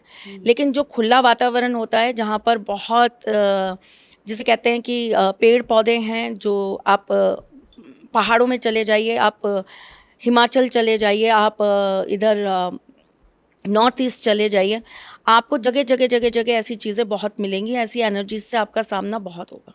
लड़कियों के बारे में ये क्यों कहा जाता है कि बाल खुले मत रखो रात में या घर के अंदर भी? जैसे मैंने आपको बताया कि स्त्रियों को किसी कारणवश या ये कह लीजिए कि उनके ऊपर एक बहुत बड़ी जिम्मेदारी, बहुत सृष्टि के रचना से पहले ही शायद ये तय कर लिया गया था कि जो स्त्री है, जो नारी है, उसको कुछ चीज़ें संभालनी होंगी। जैसे कि उसे परिवार संभालना होगा, उसे घर संभालना होगा, उसे पति संभालना होगा, उसे बच्चे संभालने होंगे, उसे समाज की मर्यादाओं को निभाना होगा। ये परंपरा आगे बढ़ी, आगे बढ़ी, आगे बढ़ी और स्त्री जो है वो कहीं ना कहीं पूजा पाठ या तंत्र में जाकर या इन चीज़ों में जाकर और ज़्यादा स्टबन ना हो जाए, और ज़्यादा ज़िद्दी ना हो जाए, और ज़्यादा उसके अंदर जो है अड़ियलपन ना आ जाए, या वो और तीव्र एनर्जी ना उसके अंदर आए, उसका गुस्सा ना तीव्र हो जाए। इस वजह से कहीं ना कहीं डर से हमारे यहाँ पर स्त्रियों को ये सब करने की इजाज़त या ये सब करने की बहुत इजीली अनुमति नहीं मिलती थी। ये मैं बहुत पहले की बात कर रही हूँ, मैं आज की बात नहीं कर रही हूँ। आज की डेट में पुरुषों से कई ज़्यादा आगे स्त्रियाँ इस फील्ड में बहुत अच्छा काम कर रही हैं। पुरुष बातें ज़्यादा बनाते हैं, स्त्रियाँ करके भी दिखाती हैं, ये रियल फैक्ट है। तो ये एक समय होता था। फिर दूसरी चीज़ ये थी कि उनकी जो परवरिश की जाती थी, जितने बंधनों में उन्हें बांध के परवरिश करी जाती थी, तो कहीं ना कहीं वो स्त्री जो है वो डरी होती थी। वो किसी एक मेल के बिना, चाहे वो उनके घर का भाई हो या उनके पिता हो या पति हो या बेटा हो या जेठ हो या देवर हो, मतलब एक घर का कोई भी मेल सदस्य के बिना वो कहीं भी अपने आप को सेफ एंड सिक्योर महसूस नहीं करती थी। सबसे बड़ी बात जो फीमेल्स के साथ एक नेगेटिव पॉइंट है, फीमेल को एक शक्ति, एक नारी, एक देवी के रूप में ना देखकर उसे एक वासना का पात्र सबसे पहले देखा जाता है, और पुरुष जो है वो वासना से भरा हुआ है। तो इसीलिए कोई भी स्त्री अगर कहीं भी बैठकर कोई क्रिया कर रही है या कोई पूजा कर रही है या अकेले आ रही है या अकेले जा रही है, तो वहाँ पर जो पुरुष होता है वो उसको उसी दृष्टि से देखता है और वो अनसेफ होती है। भूत प्रेत पिशाच डाकनी शाकनी, इनसे औरत नहीं डरा करती, इंसानों से डरा करती, और वो भी मर्दों से। तो बाल खुले रखो, ये सब लॉजिक बेकार की बात नहीं नहीं नहीं, बाल खुले रखो इसका लॉजिक मैं आपको बता रही हूँ। तो इन सब से क्या हुआ कि औरत जो एक अपने साथ में देवी उपासना करती या वो किसी भी प्रकार की पूजा पाठ करती या अपनी शक्तियों को चैनलाइज करती, अपनी एनर्जीज को बैलेंस करती, वो बैलेंसिंग का उसको मौका नहीं दिया गया। तो अब क्या होता है कि जब वो पीरियड्स में होती है तो उसकी energies up down up down up down वाली होती है। किसी किसी पल ऐसा होता है कि उसकी एनर्जी बहुत हाई होती है और किसी किसी वक्त ऐसा होता है उसकी एनर्जी बहुत डाउन होती है। किसी किसी वक्त ऐसा होता है कि उससे अगर आप टकराओगे तो आप ही ख़त्म हो जाओगे। इसीलिए कहा जाता है कि कोई भी ऐसी चीज़ जैसे कि अचार है या इस तरह की चीज़ें अगर वो उसे छू देगी तो उसमें फंगस लग जाएगी या वो ख़राब हो जाएगा। क्यों? क्योंकि वो एनर्जी इतनी हाई होती है कि वो बर्दाश्त नहीं कर सकता, वो फूड जो है या वो जो अचार है वो उसका स्पर्श बर्दाश्त नहीं कर सकता, उसकी परछाई बर्दाश्त नहीं कर सकता, वो कहीं ना कहीं खराब हो जाएगा, इसीलिए मना करते थे। वरना ये कोई बात नहीं है कि तुम छुओ मत, वो इसीलिए कहा जाता था क्योंकि आज की तरह इतना इंस्टेंट पैकिंग में अचार नहीं मिलता था। औरतों को बड़ी मेहनत करके वेट करना पड़ता था कि बरसात गिरेगी, फिर उसके बाद जो कैरियाँ आएंगी वो लाई जाएंगी, फिर 5-5, 10-10 किलो कैरियाँ जो हैं वो धोई जाएंगी, काटी जाएंगी, फिर उन्हें बड़ी मेहनत के साथ अचार बना के फिर उनको रखा जाएगा ताकि पूरे साल जो है वो अचार काम आ सके। अब तो 2 मिनट लगेंगे, ब्लिंकिट पे जैसा कहिए वैसा अचार है, जिस कंपनी का कहिए उस कंपनी का, मिक्स चाहिए मिक्स है, मैंगो पिकल चाहिए मैंगो है, आपको नींबू का चाहिए नींबू का है, मिर्च का चाहिए मिर्च का चाहिए। दुकानें इतनी बन चुकी हैं जहां आपको रोजाना पिकल मिल रहा है, इतने केमिकल्स उसके अंदर डले हुए हैं। आप ये बात ये कहें कि वो केमिकल वाले अचार को अगर औरत छूती है तो कुछ नहीं होता, जैसे मैं कई बार कमेंट्स देखती हूँ, कई बार मैं रीलें देखती हूँ, मैंने तो छू दिया कुछ नहीं हुआ। बेटा पहले अपनी मम्मी को बोल कि वही अचार उसी पद्धति से डालें, अच्छा, और फिर पीरियड में वही अचार छू, और फिर बता।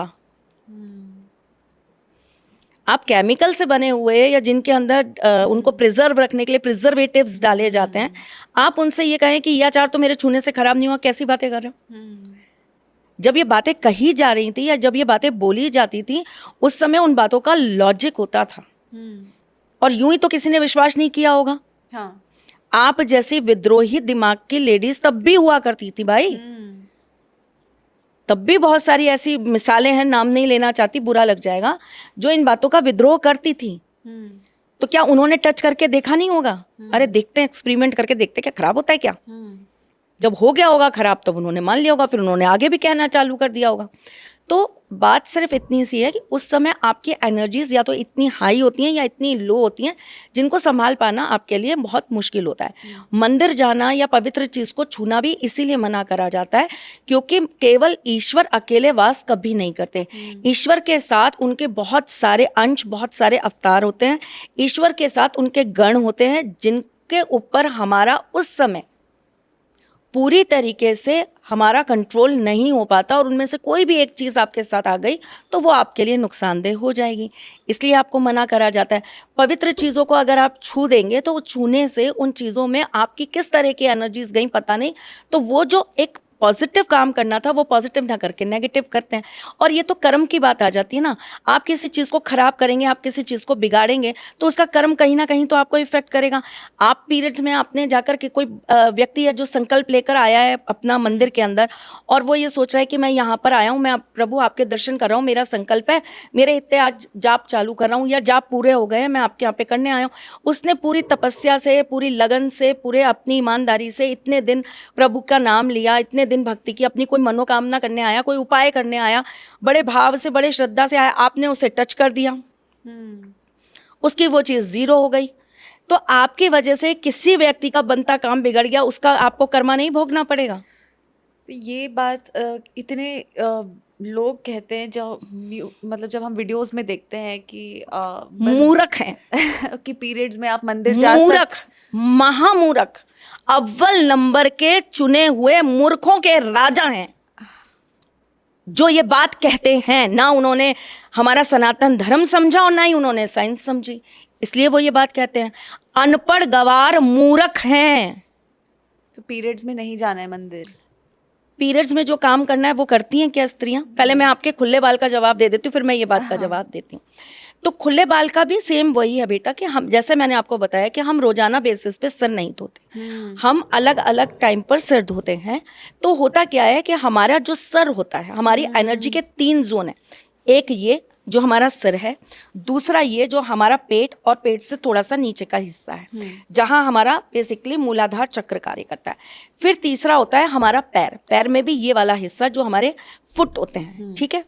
तो ये 3 जगह होती है जिनसे हमारी एनर्जीज बहुत जल्दी हमारी बॉडी के अंदर ट्रांसफॉर्म होती हैं या एक्सचेंज होती हैं। इसीलिए आप देखेंगे कि हमारे सनातन धर्म में सबसे पहले ये कहा जाता है, अगर आप बाहर से आए हो अपने पैर धो के तब अंदर जाओ। आप किसी भी गुरुद्वारे में जाइए, बीच में एक पानी का एक वो बना होता है, आप उसको कुछ भी कह लीजिए, झरना है या पानी की एक छोटी सी एक लेयर वो जो है बह रही है, पैर उसमें रख के पैर साफ करके ही इंसान आगे गुरुद्वारे में प्रवेश करता है। हाथ धोते हैं हमारे सिर पे पानी डाला जाता है। सेम एज ऑन अगर आप अपने किसी भी, अब तो खैर कहीं भी मंदिर हो जाते हैं, कुछ भी है वो अलग बात है, लेकिन जितने भी सिद्ध मंदिर हैं अगर आप उन्हें देखेंगे, आप अगर देखेंगे तो वैष्णो देवी में भी पहले, अब तो दुनिया बहुत बदल चुकी, छोड़ दीजिए, मैं तो आपसे बहुत बेसिक बात कर रही हूँ। वैष्णो देवी में भी पहले स्नान किया जाता था, फिर उसके बाद देवी के दर्शन किए जाते थे। क्यों? क्योंकि आप खुद को जब तक पवित्र नहीं करेंगे, आपके पैर धुले होंगे, आपका मुंह, आपका सिर पर छींटे होंगे, आपके हाथ, आपका पेट, ये सारी जगह जो आपकी साफ होंगी, तभी आप जो है आगे जाकर अपनी पूजा या अपनी कोई भी चीज़ ढंग से कर पाएंगे।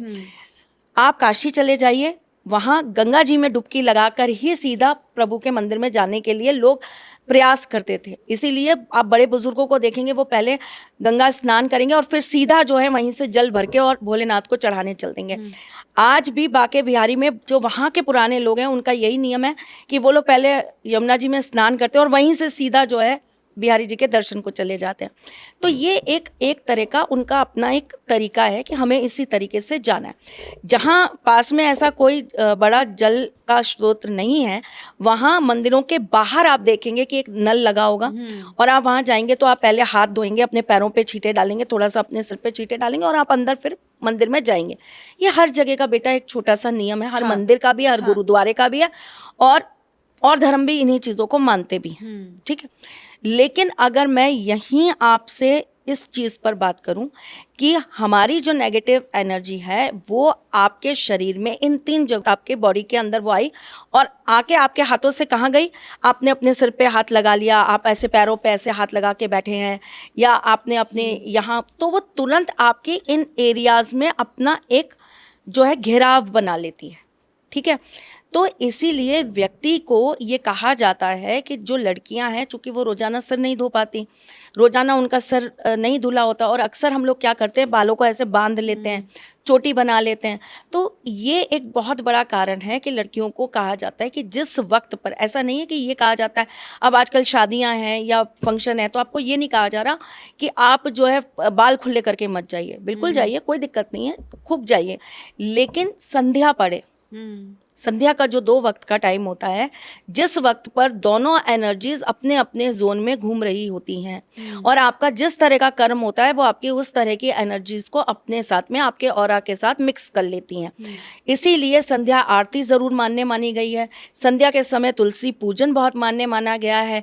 घर के प्रवेश द्वार पर कपूर जलाना, घर के प्रवेश द्वार पर जो है उसी समय लोबान धूरी देना बहुत ज़्यादा ज़रूरी माना गया है। क्यों? क्योंकि वो एक ऐसा समय होता है जिस समय आपके घर के अंदर, आपके घर में आने के लिए नेगेटिव एनर्जी ताक लगाए बैठी होती है। अंधेरा मिल जाएगा, आपके घर में गंदगी मिल जाएगी, कलह कलेश मिल जाएंगे, आपके घर के अंदर कोई भी ऐसी नेगेटिव चीज मिल जाएगी, वो तुरंत प्रवेश करेगी। और वहीं अगर उसको पॉजिटिविटी मिल जाएगी तो वो पॉजिटिविटी आपके घर में प्रवेश करेगी। फिर आपकी पूरी रात्रि वो नेगेटिव चीज़ों से रक्षा करेगी, आपके घर में फिर ऐसी चीज़ें नहीं आएंगी। इसीलिए संध्या के वक्त घर की लाइटें खुली होना, घर में दीपक जलना, घर में आरती होना, घंटी बजना, शंख बजना अत्यंत शुभ माना गया। यूं ही नहीं बनाई गई बेटा, हर चीज़ का साइंटिफिक एक रीज़न है। और मैं तो कह रही हूँ ना, जो अफोर्ड कर सकता है वो ऑरा स्कैनर कैमरा लाओ ना, वो लाओ ना, ये सारे इक्विपमेंट्स, और चेंजेस देखो। सांच को आँच क्या? आपको जरा भी डाउट है तो ट्राई एंड टेस्ट। किस चीज से डर रहे हो? करके देखो। 4 दिन उसी घर के अंदर जहां पर बहुत पूजा पाठ होती है, जहां पर सुबह शाम, अभी आपके सामने मेरे पंडित जी गए ना कि मुझे जाना है वहां आरती करनी है घर पे। तो हमारे यहाँ नियम है, आरती होनी है सुबह शाम की। अभी अपन अपना यहाँ पॉडकास्ट खत्म करेंगे, मेरे ठाकुर जी की वो होगी। तो ये एक नियम है जिसे आपको बांधना है। आप 2 ऐसे घरों के स्कैनिंग, आप किसी भी वास्तुशास्त्री से जब भी आप बैठकर पॉडकास्ट करें, उनसे पूछिए, एक ऐसा घर जहां पर ना सुबह पूजा होती है ना शाम को पूजा होती है और नकारात्मकता रहती है, क्या ऐसे घर के अंदर चीज़ें स्टेबल रहती है? हेल्थ, वेल्थ और मानसिक संतुलन और मानसिक जो उनकी यातनाएं हैं वो क्या सही हैं? उन्हें मानसिक पीड़ाएं नहीं होती, वो डिप्रेशन में नहीं होते, टेंशन नहीं होती, चीज़ें खराब नहीं होती। और एक ऐसा घर जहाँ पर चीज़ें होती वहाँ भी हैं लेकिन बैलेंस बहुत जल्दी हो जाती है। परेशानियाँ आती हैं, टिक नहीं पाती हैं, उल्टे पैर चली जाती हैं। ये अंतर है, ये अंतर है। आप सिस्टम चेंज करके देखिए, आपको समझ में आएगा। एनर्जी, हम सब एनर्जी सिस्टम पर ही बैठे बेटा, पूरी सृष्टि एनर्जी पे काम कर रही है। आप और मैं इस समय एक दूसरे के सामने बैठे हैं, हमारी एनर्जीज एक दूसरे के साथ काम कर रही है। ये लाइट जल रही है, ये कैमरा चल रहा है, ये सब कुछ जो हो रहा है, ये सब एनर्जी कहीं ना कहीं यहाँ पर रोटेट कर रही है, और जहाँ जैसी एनर्जी है वहाँ वैसा काम है। तो लड़कियों को संध्या के वक्त बाल खुले रखना, बाल बाना, बाल धोना इसीलिए मना करा जाता है कि उस समय आपका ऑरा वीक हो जाएगा और फिर आपके ऊपर ऐसी चीज़ों का हावी होना बहुत सरल हो जाएगा। रात्रि के समय, अगर अमावस की रात्रि है, अगर कोई ग्रहण की रात्रि है, या कोई ऐसी रात्रि है जो सही नहीं है, कोई नक्षत्र आपके नक्षत्र से विपरीत है, उस रात्रि में अगर आप बाल खुले करके चौराया क्रॉस कर जाते हैं और वहाँ पर किसी भी तरह की कोई चीज़, कोई उसारा करके छोड़ा होता है, तो वो आपके साथ आ जाती है। तो अगर कोई आपको कोई चीज़ समझा रहा है या बता रहा है या बोल रहा है, तो उसमें कहीं ना कहीं थोड़ा सा कुछ मान्य चीज़ें होती हैं। ऐसा नहीं है कि पहले ज़माने में लड़कियां बाल खुले नहीं रखती थी। अब तो बाल जो होते हैं ना, वो क्या बोलूँ मैं आपको, और उस ज़माने की औरतों के और उन लड़कियों के बाल देखिए जो उस ज़माने में हुआ करते थे। उफ, जीना तमान के बाल गजब, परवीन बॉबी के बाल, नीतू सिंह जी के बाल, उफ, ओ रेखा के बाल, वो चोटी बनाती थी ना रेखा, मैं आज भी तरसती हूँ कि मेरी वैसी चोटी बन जाए। आपने बॉलीवुड सेलिब्रिटीज के नाम लिए, तो जी। उससे ध्यान में ये आया कि आज भी विराट और अनुष्का शर्मा वो जाते हैं प्रेमानंद महाराज जी के पास, एंड क्या ये एक स्पिरिचुअलिटी है जो उनमें है, या ये एक शो ऑफ का भी जरिया होता है? देखिए, फिर थोड़ा सा कंट्रोवर्शियल हो जाएगा अगर मैं सच बोलूँगी, बट मेरे हिसाब से दोनों चीज़ें हैं। और मैं ऐसा मानती हूँ, ये मेरा अपना पर्सनली मानना है कि अगर मैं कोई चीज़ अपनी नहीं दिखाना चाहती तो किसी को पता भी नहीं चलेगा, और मैं वो चीज़ हिडन करके भी कर सकती हूँ। लेकिन ये चीज़ स्पेशली अगर दिखाई जा रही है बार बार और बताई जा रही है, तो मुझे ऐसा लगता है कि नेचुरली। जैसे कहा जाता है अनंत अंबानी के बारे में, एक व्यू पॉइंट होता है लोगों का कि उनको चीज़ें हैंड होल्डिंग करके दी गई है, and spiritual point of view से उनकी शादी भी देखिए बहुत ही धूमधाम से हुई। तो स्पिरिचुअल पॉइंट ऑफ व्यू से आपकी क्या राय है इसमें, कि ये उनकी फैमिली ने इतनी मेहनत की है तो इसका फल है, या? देखिए बच्चा, इसमें है ना, मेरे 3 पॉइंट्स हैं और मैं तीनों ही आपके सामने बहुत जेन्युइन तरीके से रख रही हूँ। जी। एक पेरेंट होने के नाते, एक मेरे भी बच्चे हैं आगे, अगर मैं उस हिसाब से देखूं, और शायद इस पूरी दुनिया के अंदर जो माँ बाप होते हैं उनके एक उससे अपनी राय दूं। आपके भी फादर मदर यही चाहेंगे, और मैं एक यहाँ मैं जो बोल रही हूँ वो एक माँ की तरह बोल रही हूँ, ठीक। माँ बाप अपनी पूरी ज़िंदगी अपनी छोटी छोटी चीज़ों की कुर्बानी देते हैं, छोटी छोटी चीज़ों पर अपने जीवन के अंदर संयम लगाते हैं, केवल इसलिए कि हम अपने बच्चों का भविष्य और उनके बच्चों के भविष्य में होने वाली जितने भी इवेंट्स हैं उनको हम बहुत अच्छे से, बहुत बेहतर तरीके से करें। और ये एक परंपरा होती है। उनके माँ बाप ने उनके लिए बहुत अच्छे से करा, उस समय का बेस्ट करा जो उनको समझ आया या जो वो कर सकते थे। अब उन्होंने अपने बच्चों के लिए किया, अब वो बच्चे जो भी अर्न करेंगे, जो भी करेंगे, वो उससे अपने बच्चों का करेंगे। तो पहली चीज़ कि यहाँ ये जो शादी में जो कुछ भी हो रहा था, वहाँ वो सारी चीज़ें उनके माँ बाप का करा हुआ परिश्रम, कर्म और उनकी अर्जित मनी, या आप कह सकते हैं उनकी धनराशि, जो उन्होंने उस शादी में अपनी खुशियों के रूप में जिस तरीके से दिखानी थी उन्होंने दिखाई। तो ये एक दृष्टि है एक माँ की, एक माता पिता की दृष्टि से बता रही हूँ। हर माँ बाप यही चाहते हैं। आज मेरे बच्चों की शादी होगी, मैं भी यही चाहूँगी कि मैं अपने बच्चों की शादी, थोड़ा थोड़ा जो मैं अपना बचा रही हूँ, कि मुझे अपने बच्चों की शादी बहुत अच्छी से करनी है। समाज में आप जब रहते हैं तो आपका ये दायित्व बन जाता है कि आप जब जा रहे हैं और आप ये देख रहे हैं, अरे वाह, इसके बच्चे की शादी तो बहुत अच्छी हुई, तो मेरे बच्चे की होगी तो मैं भी ऐसे ही इतने अच्छे से करूँगा। तो देखिए, ये एक भाव है, ये एक प्रेम है एक माँ बाप का अपने बच्चे के लिए, और ये पीढ़ी दर पीढ़ी चलता है। उन दादा दादी करते हैं तो फिर माँ बाप उस चीज़ को उनसे लेते हैं, फिर माँ बाप अपने बच्चों के लिए करते हैं, फिर बच्चे अपने बच्चों के लिए, फिर बच्चे अपने बच्चों के लिए करते हैं। तो ये तो एक भाव है जो उन्होंने किया और बहुत बेहतर किया, मैं इसमें कुछ गलत या बुरा नहीं मानती। जिन लोगों को ये लगता है कि हम अपने बच्चों के लिए वो नहीं कर पाए, वो जेलस करते हैं। मुझे कोई इस चीज़ में उनसे कंप्लेन नहीं है। एक माँ बाप ने अपने बेटे के लिए बेस्ट आउट ऑफ बेस्ट किया। उसने कमाया नहीं कमाया ये क्वेश्चन ही नहीं उठता, उनके पिता ने कमाया और कमा के उन्होंने अपने बेटे के लिए वो किया। तो यहाँ शाबाशी माँ बाप की है। उनके एक एक रिचुअल्स, मुझे नहीं पता कौन इतना अंदर तक गया, किसने देखा, अगर आप जाकर देखें तो उनके यहाँ पर जो भी उन्होंने पूरे संस्कार किए विवाह के, वो उन्होंने पूरे विधिवत किए, पूरी तरीके से, पूरे नियम से किए। तो देखिए, वो हर माँ बाप चाहते हैं कि हमारे बच्चे की शादी में ज़्यादा से ज़्यादा उसे आशीर्वाद और ब्लेसिंग्स मिले। ठीक है। दूसरी चीज़, आपने जो कहा कि हाँ ये आप किस तरह से लेती हैं, तो मुझे ऐसा लगता है कि थोड़ी सी चीज़ें हैं जो इसमें शो ऑफ जो किया गया वो नहीं करना था, या उस चीज़ को हम उस तरीके से ना करते तो शायद और बेहतर तरीके से उस चीज़ को करा जाना था। लेकिन चूँकि वो एक बिज़नेस क्लास शादी थी, तो वहाँ आने वाले लोग भी उसी तरह के थे। और नेचुरल बात है कि विवाह और कोई भी उत्सव जब घर के अंदर मनाया जाता है, और आपकी जो एक कार्य श्रेणी होती है या आपकी जो प्रणाली होती है, आप उसमें उसी प्रकार से वो चीज़ करते हैं। तो लोगों ने कहा कि वहाँ तो बिज़नेस हो रहा था, हाँ, उन्होंने जिसको बुलाया वो उनकी पार्टनर है इसलिए बुलाया। वॉट एवर इट इज़, मैं नहीं जानती क्या सत्य है क्या गलत है, लेकिन मैं, अगर आप मेरा पॉइंट ऑफ व्यू जानेंगे तो मैं ये कहूँगी कि अगर व्यापार भी था तो ठीक है। इससे बढ़िया व्यापारी क्या होगा बताइए, जो पैसे भी खर्च कर रहा है और उसमें से पैसे कमाने की भी सोच रहा है। तो ये तो बहुत बढ़िया चीज़ है। अगर एज अ बिजनेस मैन देखूं तो मैं कहूँगी कि इससे तो सीखना चाहिए आप लोगों को। हाँ, कि पैसा लगा भी रहे हैं, उस पैसे से एंजॉय भी कर रहे हैं, बच्चों की शादी भी करा दी आपने, और फिर उसके बाद में वहाँ से आपने अपना बिजनेस भी अपना सही कर लिया, अपने पार्टनर को आपने बुला के उसके साथ अपने रिलेशन भी इतने अच्छे कर लिए कि आप आगे उसके साथ बिजनेस करें तो कोई दिक्कत नहीं। और शादी ब्याह का जो एक माहौल होता है वो किस लिए होता है, संबंधों को और गहरा करने के लिए। तो उन्होंने क्या किया, अपने बिजनेस पार्टनर के साथ अपना संबंध ही तो गहरा किया ताकि वो आगे उनके साथ और बिजनेस कर ले। तो ठीक है, मैं न्यूट्रल हूँ इस चीज़ में, मेरी अपनी राय इसमें बुरी नहीं है।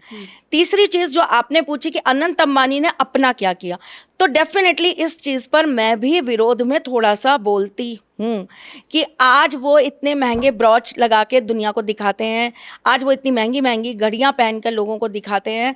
बहुत अच्छी बात है कि वो आपके पिताजी की अर्निंग है, वो आपके दादा की अर्निंग है, वो उनका बनाया हुआ उनकी साख है, पर आप इसके अंदर अपना कितना योगदान दे रहे हैं, आप क्या वो लेने के लिए सक्षम हैं, ये आपको जानना बहुत ज़रूरी है।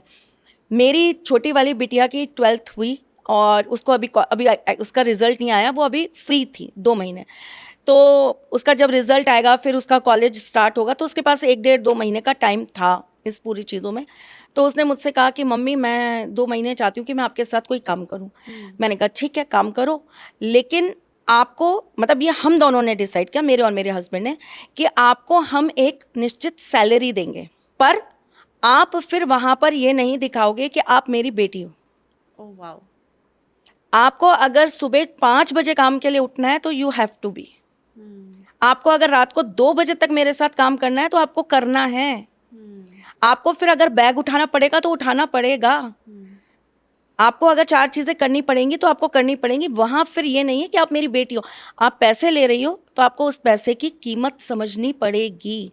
वो पैसा कमाने के लिए कितना हार्ड वर्क किया जाता है, इस चीज़ को आपको जानना और समझना ज़रूरी है। उसने कहा ठीक है, आप जो काम बोलोगी, जैसे बोलोगी, जितने बजे बोलोगी, मैं करूँगी। मैंने कहा ओके, अगर आपने कहीं कोई गलती की तो मैं आपकी पर डे के हिसाब से इतनी सैलरी काट लूँगी।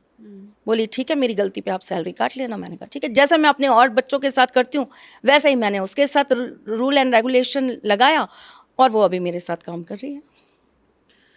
तो बच्चों को आपके पास जो है नेचुरल है, जो माँ बाप का है वो बच्चों का है। हम अपनी छाती पे लेके कुछ नहीं जाने वाले, हमारी तो शरीर भी नहीं बचना हमारे जाने के बाद, सिर्फ एक तस्वीर रह जाएगी जिसके ऊपर हार चढ़ जाएगा, और हर इंसान का यही हाल होता है। तो आप पूरी ज़िंदगी जो मेहनत कर रहे हैं, आप एक चीज़ सोचिए, मैं 3:30 बजे सुबह से उठकर काम करना स्टार्ट होती हूँ, कभी 1:30 बजता है, कभी 2 बजता है, कभी 3 बजता है, कभी कभी तो ऐसा हो जाता है कि सिर्फ 2 घंटे सोने को मिल रहा है। मैं सुबह 7 बजे 8 बजे सो रही हूँ और सिर्फ 9 बजे 10 बजे तक सो पा रही हूँ, 2-3 घंटे, और फिर वापस से उठ के काम करने बैठ गई हूँ। तो आप एक जो आपकी डेली रूटीन लाइफ है जिसके अंदर आप काम कर रहे हो, मेहनत कर रहे हो, आप इतना बोल रहे हो, आप सारी चीज़ों को संभाल रहे हो, तो आपके बच्चों को आपकी उस मेहनत की कदर होनी चाहिए, ना कि इस बात का इंतज़ार होना चाहिए कि माँ बाप मर जाएंगे तो ये घर जो है वो 10 करोड़ का बिक जाएगा, तो इस घर को, पुराने घर में तो वैसे भी ये खराब हो चुका है, तो इस 10 करोड़ को बेच के 5 करोड़ का बढ़िया फ्लैट ले लेंगे किसी अच्छी सोसाइटी में, 2 करोड़ की गाड़ी ले लेंगे, और बाकी के जो 3 करोड़ बचेंगे उसको बैंक में डाल देंगे और उसका ब्याज आता रहेगा, बाकी हमारी अर्निंग है या हम चला रहे हैं। तो माँ बाप के मरने का वेट इसलिए मत करो कि आप उस प्रॉपर्टी को बेच सको, बल्कि आपको ये पता होना चाहिए कि आज जो 10 करोड़ तुम्हें मिलने वाले हैं ना, उस 10 करोड़ को कमाने के लिए 10 करोड़ नहीं, 10 करोड़ इंटू 100 तुम्हारे माँ बाप रोज मरे हैं, जले हैं, कपे हैं, तब जाकर उन्होंने तुम्हारे लिए ये 10 करोड़ रुपए का एक आशीर्वाद तुम्हें दिया है, तुम्हारी लाइफ की सिक्योरिटी तुम्हें दी है। तो हर बच्चे को उस एहसास को समझना आना चाहिए कि इस घर में ये खराब हो गया, यहाँ ये चीज़ खराब हो गई, ये चीज़ ऐसी हो गई। ये ना देखकर ये सोचो कि इस एक ईंट को लगाने के लिए मेरे पिताजी 5 किलोमीटर धूप में चले होंगे, उन्होंने पसीना बहाया होगा। मेरी माँ ने एक साड़ी ना जाने कितने सालों तक चलाई होगी, तब जाकर ये एक ईंट लगी होगी। तो आपको अपने माँ बाप के त्याग, परिश्रम, आपको उस चीज़ की वैल्यू करनी आनी चाहिए। आपको इस चीज़ को समझना आना चाहिए कि क्या जो वो कर पा रहे हैं वो हम कर पाएंगे अपने बच्चों के लिए।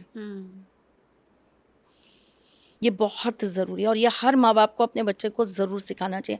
एक बहुत पुरानी पिक्चर है बेटा, कभी मौका मिलेगा ना तो देखना ज़रूर। बलराज साहनी की शायद वो मूवी है, और उसमें क्या होता है, उनके 3 बच्चे होते हैं, और वो 3 बच्चे थोड़े जब टीन एज में आते हैं तो वो अपने पिताजी से, जैसे स्कूल में कुछ है तो पैसे मांगते हैं, तो वो कहते हैं नहीं बेटा मैं इतना पैसा नहीं दे सकता।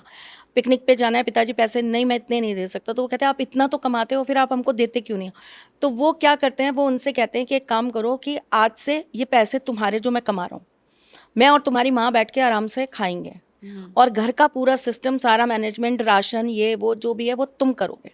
तुम्हारी किताबें, तुम्हारा स्कूल, तुम्हारी पिकनिक, तुम्हारा जो भी तुम्हें करना है, जो तुम्हें लगता है कि तुम्हें पैसा खर्च करना है, वो पैसा तुम खर्च करोगे, और हम दोनों सिर्फ जो है बैठ के उस चीज़ को एंजॉय करेंगे। और एंड यही दिखाते हैं कि बच्चे हार के उनके पैर छू के कहते हैं कि हम नहीं कर सकते। आप पता नहीं इतने से पैसों में इतना सब कैसे कर लेते हो। तो ये वैल्यू ना अपने बच्चों को कराना बहुत ज़रूरी है।